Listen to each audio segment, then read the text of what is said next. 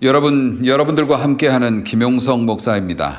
오늘은 우리가 신앙생활 하면서 대표적으로 겪는 문제가 있죠. 예배 시간에 지각하는 것. 그 문제에 대해서 우리가 이야기를 나눠보려고 합니다. 예전에는 교회에서 예배 시간이 가까워오면 땡그랑 교회에서 종을 칩니다. 그리고 이 종이라는 게 두 번을 쳐요. 초종이 있고 재종이 있었습니다. 그래서 예배 시간이 어느 정도 남아있으면 초종을 치고 그리고 거의 임박해 있으면 또 재종을 쳐서 늦지 않게 오도록 그렇게 안내를 했었는데요.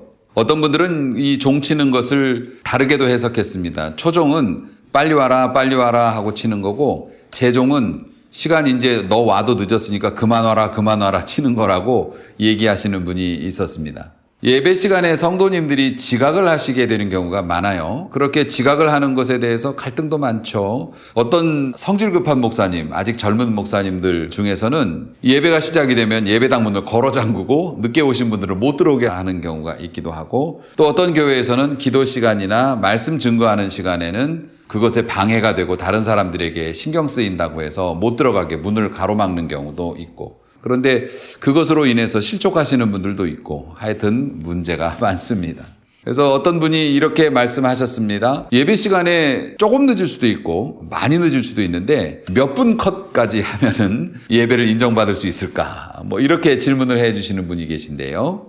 여기에 대한 저의 대답, 몇 분이 늦는가가 문제가 아니라 몇 번을 늦는가가 문제라고 저는 생각합니다.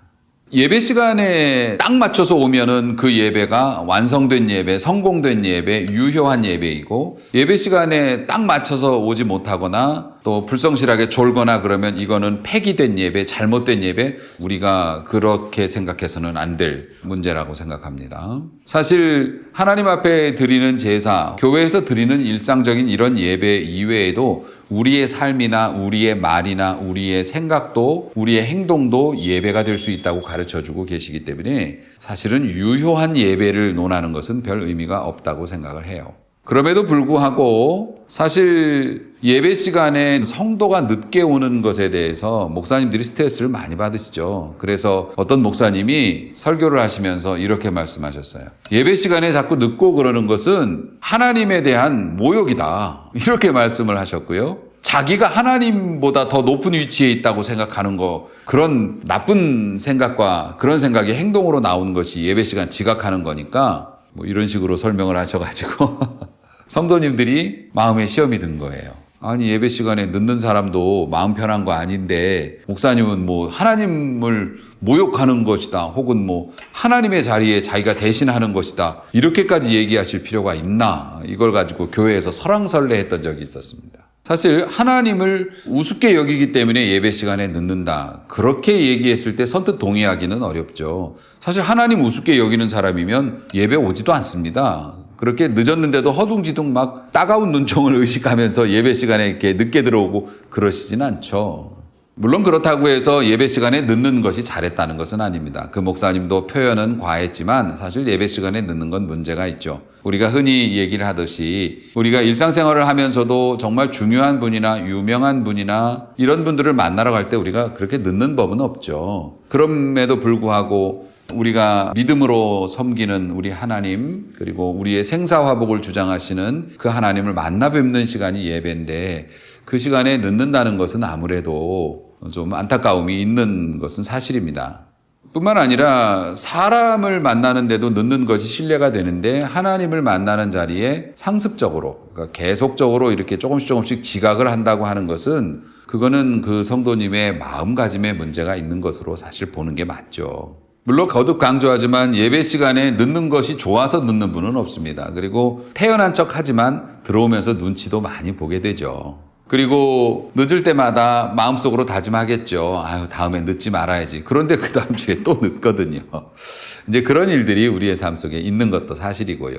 사실 예배의 본질이라고 하는 것이 어떤 의무감보다는 하나님을 사랑하는 마음으로, 또 하나님께 더욱 가까이 나아가고자 하는 마음으로, 즐거운 마음으로 나오는 것이기 때문에 우리가 예배 시간에 늦지 않기 위해서 서두르는 것, 그런 것은 예배를 이루는 중요한 구성 중에 하나가 될 것입니다. 정성이니까요.